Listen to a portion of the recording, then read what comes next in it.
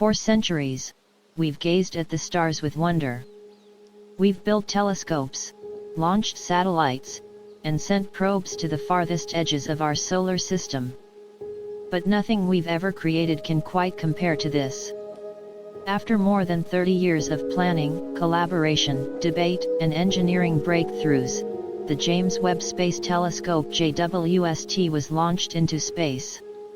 A telescope so advanced, so powerful, that it represents a leap not just in astronomy, but in the way we understand our place in the universe. JWST isn't merely a successor to the Hubble Space Telescope, it's something altogether more visionary. With a gold-coated mirror spanning 6.5 meters across, made up of 18 hexagonal segments, it can collect more light than any space telescope before it. And with that light, it can peer deeper into the cosmos, capturing images of the universe as it was billions of years ago, nearly at the time of its birth. But the telescope's true power lies in its use of infrared light. Unlike visible light, which can be blocked by cosmic dust, infrared light slips through, revealing the hidden hearts of galaxies, the earliest stages of star formation, and even the delicate atmospheres of faraway exoplanets, planets that might, just might, be capable of sustaining life. Infrared observation comes with immense technical challenges. Earth's own atmosphere emits infrared radiation, so the telescope had to be placed far from Earth, specifically at Lagrange Point 2, about 1.5 million kilometers away, so it could float in thermal balance, undisturbed by the planet's heat or light.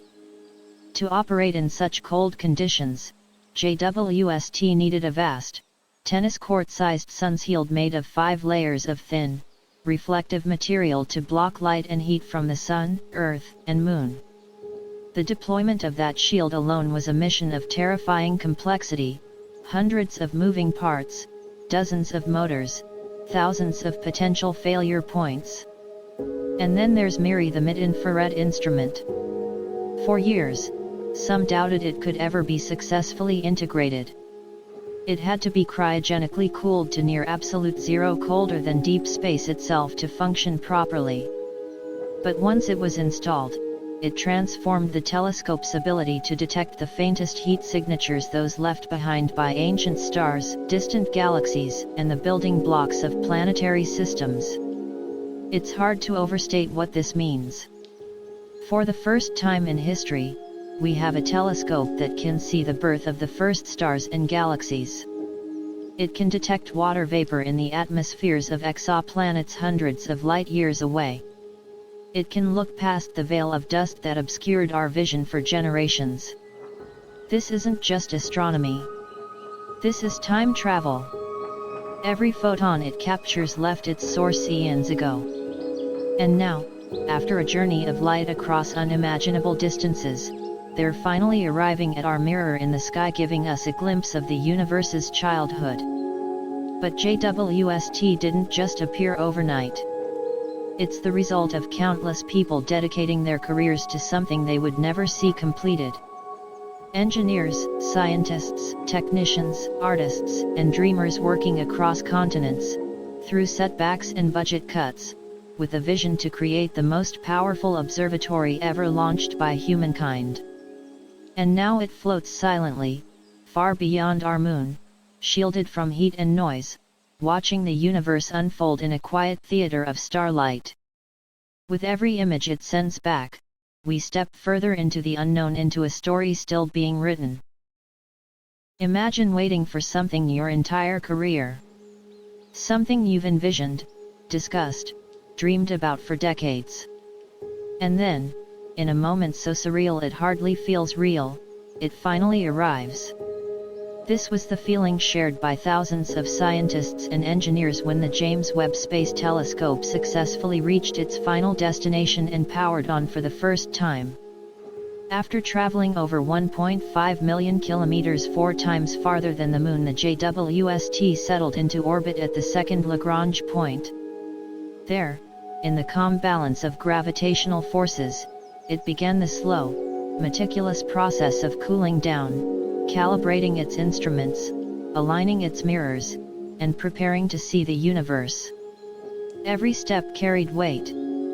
The unfolding of its mirror, the deployment of its sun's shield, the activation of instruments like NIRChem and MIRI, each action represented a decade of planning and the risk of catastrophic failure. The margin for error? Virtually zero. Then came the moment. The telescope opened its eyes to the cosmos, and what it saw stunned the world. The first image revealed the Southern Ring Nebula like never before. A haunting cloud of gas, shaped by a dying star in its final breaths, was captured in intricate detail. What once looked like a blurry smudge through other telescopes was now an elaborate tapestry of structure, color, and cosmic history. Next came Stephan's quintet, a group of galaxies in a gravitational dance, pulling and twisting one another in a ballet of cosmic proportions. Stars were being born, dust was being scattered, and galaxies were colliding in real time, over scales of millions of light years. JWST captured this chaotic beauty with a clarity unmatched by anything humanity had ever built.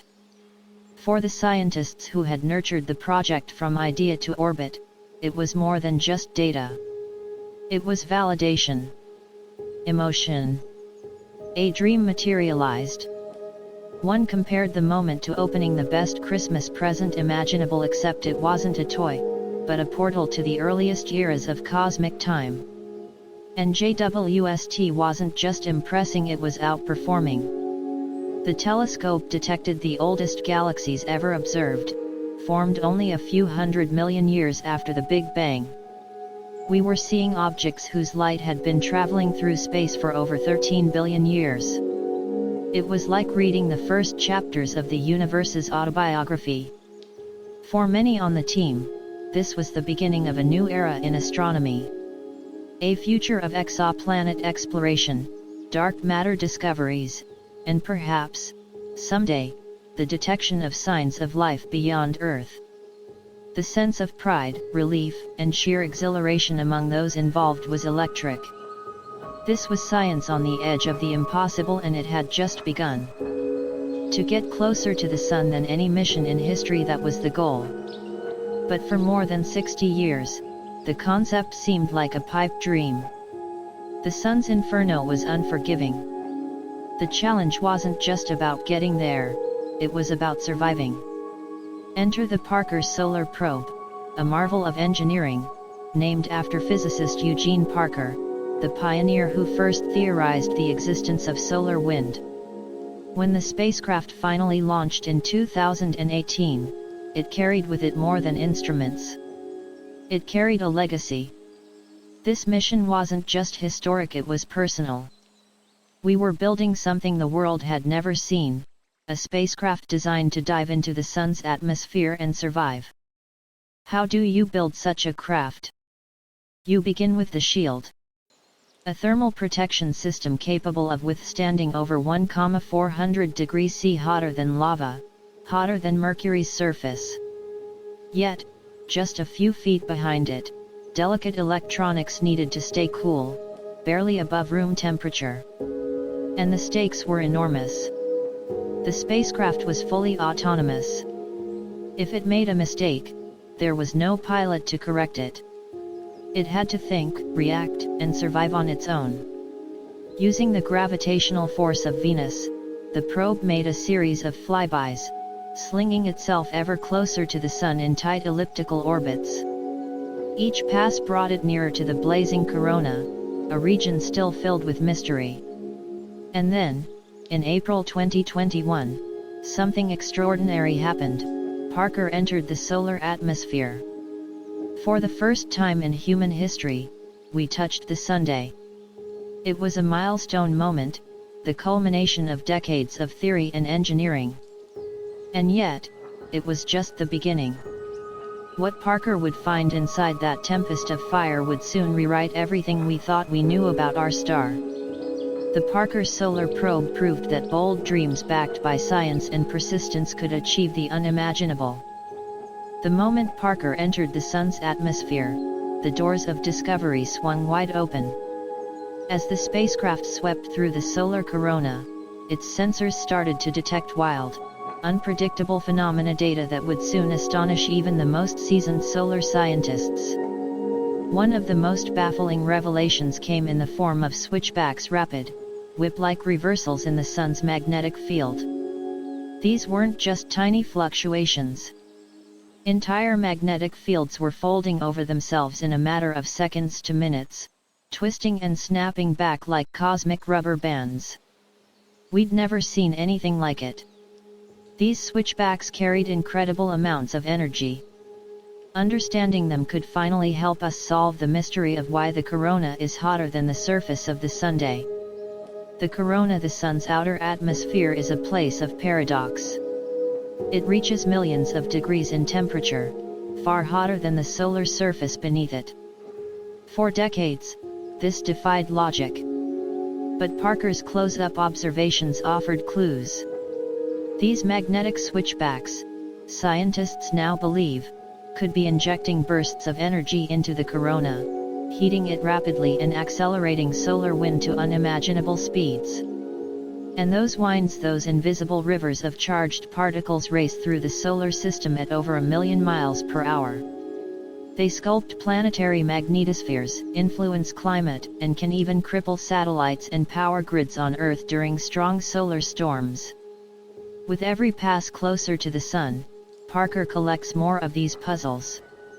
More switchbacks. More mysteries. More data that defy our expectations. But it's not just about the Sunday. It's about protecting Earth. Understanding the mechanics of solar activity gives us the knowledge to build better satellites, forecast solar storms, and prepare for the next big space weather event. And yet, for all it has discovered, Parker's mission is far from over. Each loop brings it closer to the Sunday. Each approach dives deeper into the unknown. The Parker Solar Probe reminds us that the universe is not static. It breathes. It changes. It erupts with energy and secrets. And we are finally close enough to listen. In the late 1970s, humanity launched 2 of its boldest emissaries into the unknown. Their names? Voyager 1 and Voyager 2. Their mission? To visit the giants of our solar system, Jupiter, Saturn, Uranus, and Neptune in one breathtaking sequence, thanks to a rare planetary alignment that occurs only once every 176 years. What followed was nothing short of historic.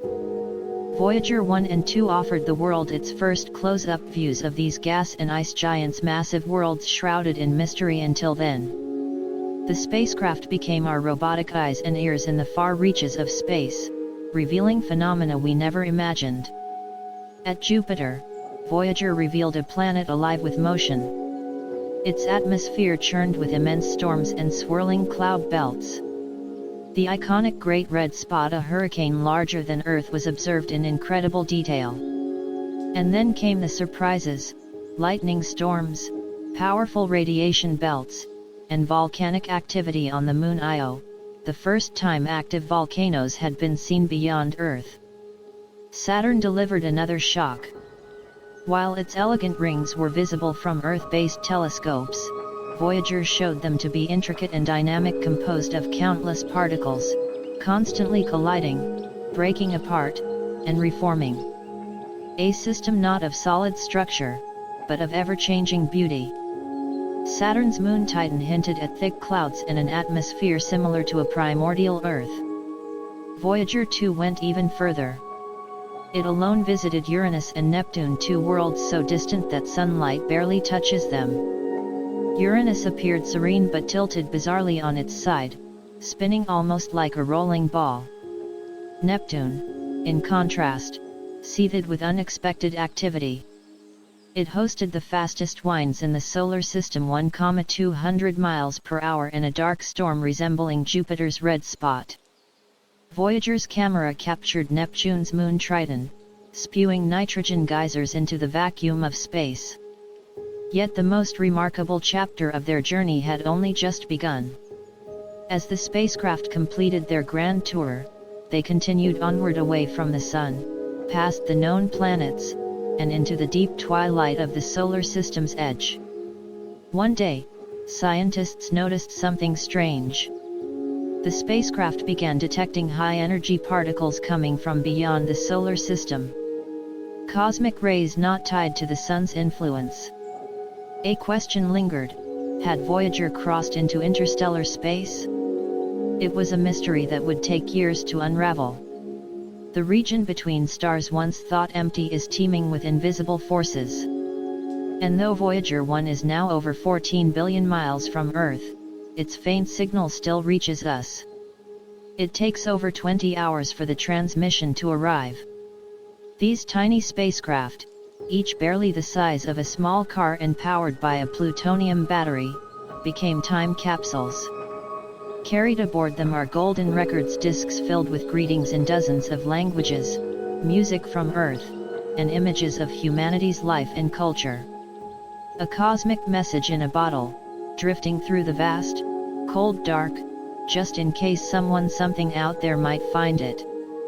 Though their cameras are turned off, their scientific instruments continue to whisper data back to Earth. Temperature, plasma, magnetic fields. Each byte is precious insight into a frontier we're just beginning to explore. Voyager reminded us that exploration is not always about the destination. Sometimes, it's about the journey and what it reveals about our place in the cosmos. In 2018, a second traveler crossed the border into the unknown. Voyager 2, after more than 4 decades in flight, became the first human-made object to pierce the heliosphere's boundary, the invisible bubble carved by our sun's solar wind. Beyond this edge lay the interstellar medium, a realm of mystery, radiation, and ancient starlight. The moment was monumental. As Voyager 2's instruments recorded a sudden drop in solar particles and a sharp rise in galactic ones, scientists back on Earth knew they were witnessing history. Voyager 2 had joined its twin in crossing into interstellar space, but this time, with functioning instruments that could relay detailed measurements of this strange, foreign environment. And what Voyager 2 revealed was startling. The heliosphere, the protective envelope surrounding our solar system, was not the smooth, spherical shield we once believed. Instead, it appeared warped, distorted, and asymmetrical. There was a mysterious void in its center, and a long, twisted tail dragging behind. Something was influencing its shape, perhaps magnetic fields, perhaps external pressure from ancient supernova remnants, or the gravitational breath of neighboring stars. Even more astonishing, much of this data was captured using a piece of hardware so antiquated it seems impossible today: a tape recorder. That's right. A magnetic tape recorder, designed in the 1970s, still spinning and storing data millions of kilometers from Earth, beyond the reach of light or touch.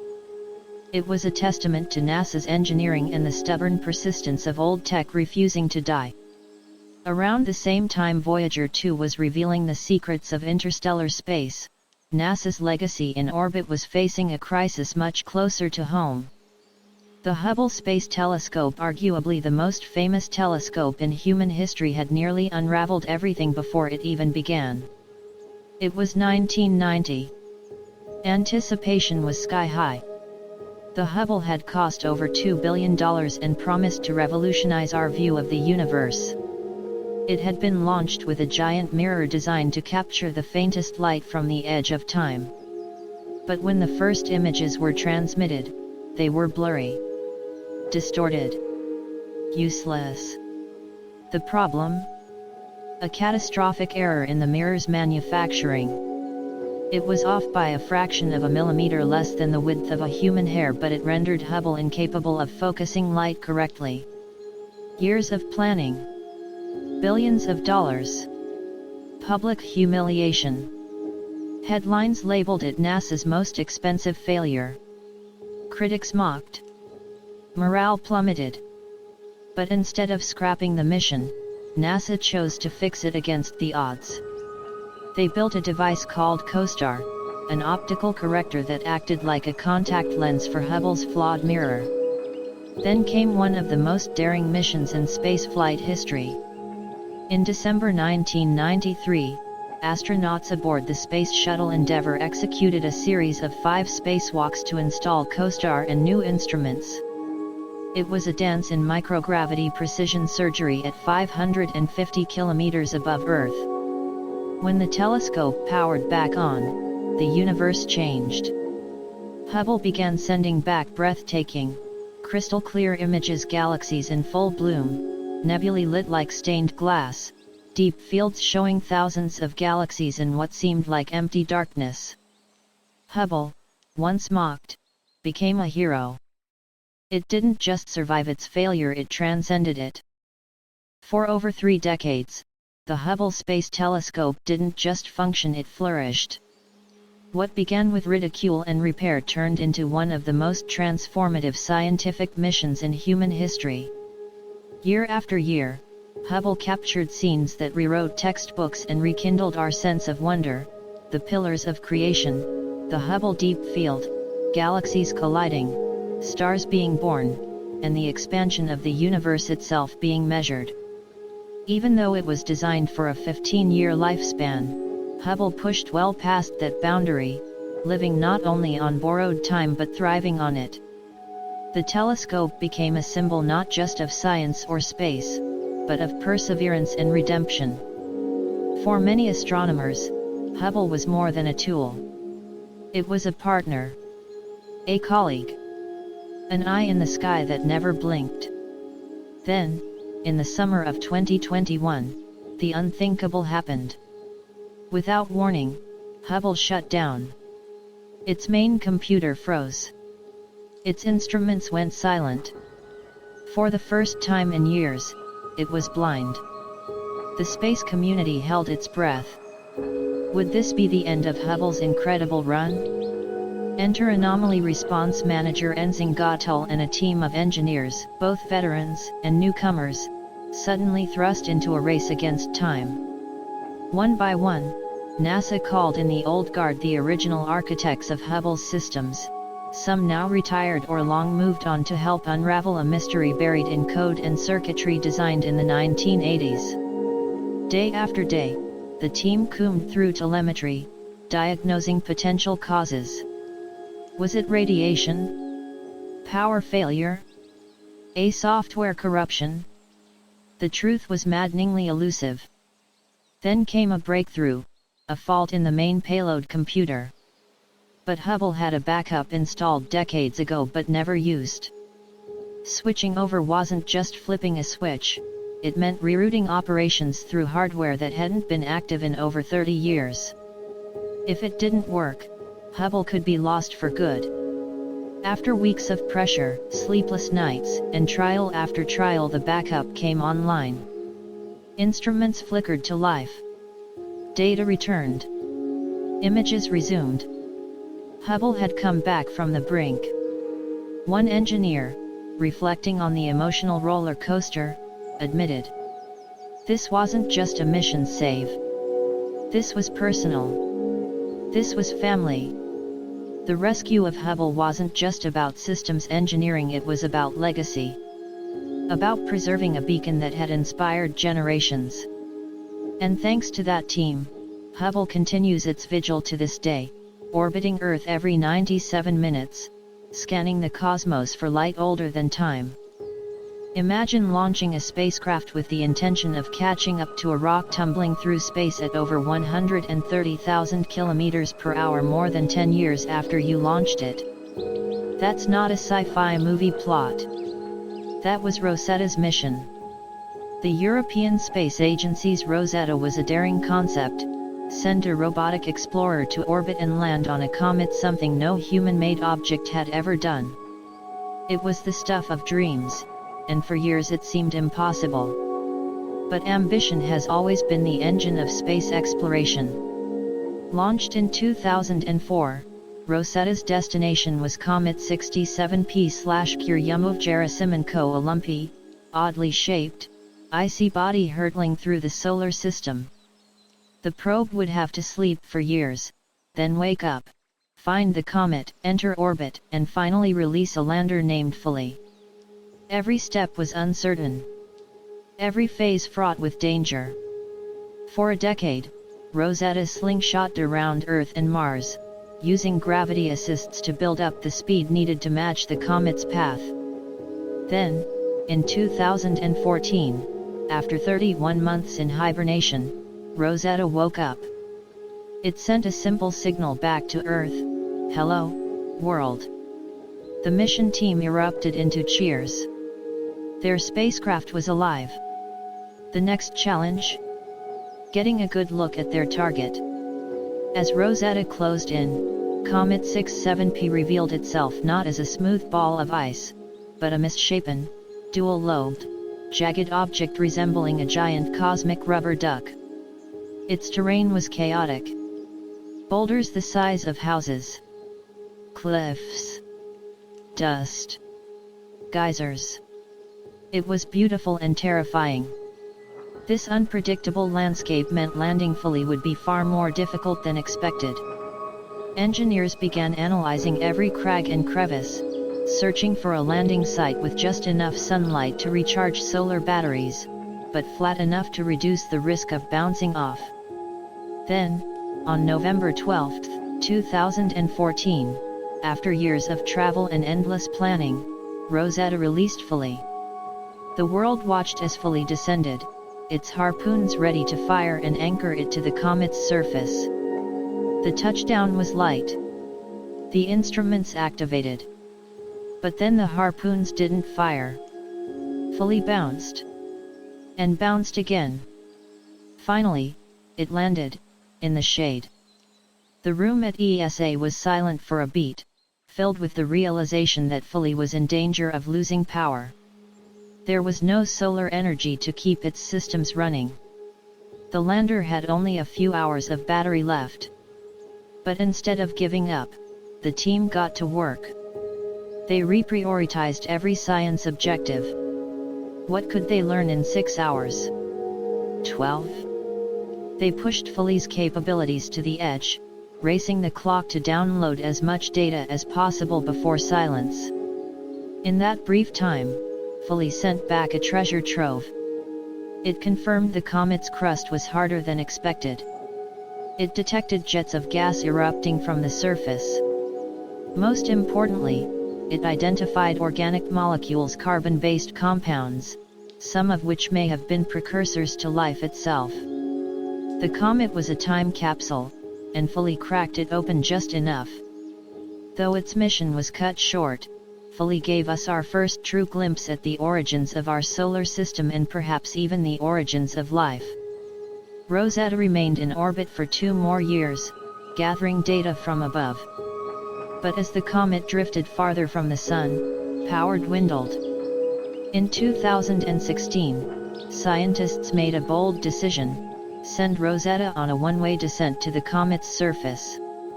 It would end its life where it had made history. And so, with instruments still collecting and cameras still snapping, Rosetta began its final fall. As the spacecraft began its final descent toward the comet, there was a quiet intensity at the European Space Operations Center. After over 12 years of travel and 2 years in close orbit, Rosetta's mission was coming to an end. But it wasn't just an ending, it was a farewell to a spacecraft that had become like a member of the family.